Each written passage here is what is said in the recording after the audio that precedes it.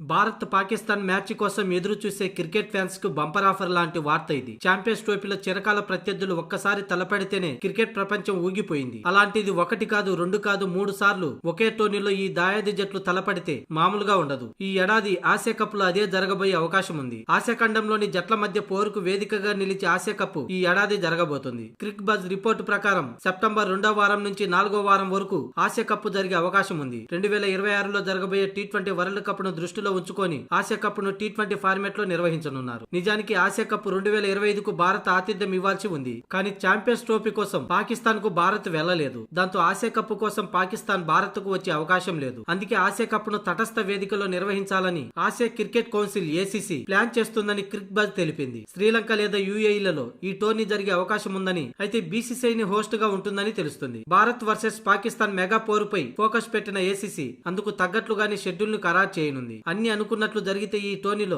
భారత్ పాకిస్తాన్ గరిష్టంగా 3 సార్లు తలపడే అవకాశం ఉంది. మొదట గ్రూప్ దశలో, ఆ తర్వాత సూపర్ 4 లో, చివరిగా ఫైనల్ చేరితే అక్కడ మరోసారి తలపడే ఛాన్స్ ఉంది. చివరిగా 2023 ఆసియా కప్ లోను భారత్ పాకిస్తాన్ 3 సార్లు తలపడేలా షెడ్యూల్ ను రూపొందించారు. కానీ గ్రూప్ దశలో ఈ దాయాదుల మ్యాచ్ వర్షంతో రద్దయింది. కానీ సూపర్ 4 లో పాకిస్తాన్ భారత్ చిత్తు చేసింది. ఇక పాకిస్తాన్ సెమీస్ లో శ్రీలంక చేతిలో ఓడిపోవడంతో ఆ జట్టు ఫైనల్ చేరలేకపోయింది. మరోవైపు టైటిల్ పోరులో శ్రీలంకను ఓడించి భారత్ విజేతగా నిలిచింది. ఇక ఈ ఏడాది జరిగే ఆసియా కప్ లోను పాకిస్తాన్ భారత్ మధ్య 3 సార్లు తలపడే అవకాశం ఉంది.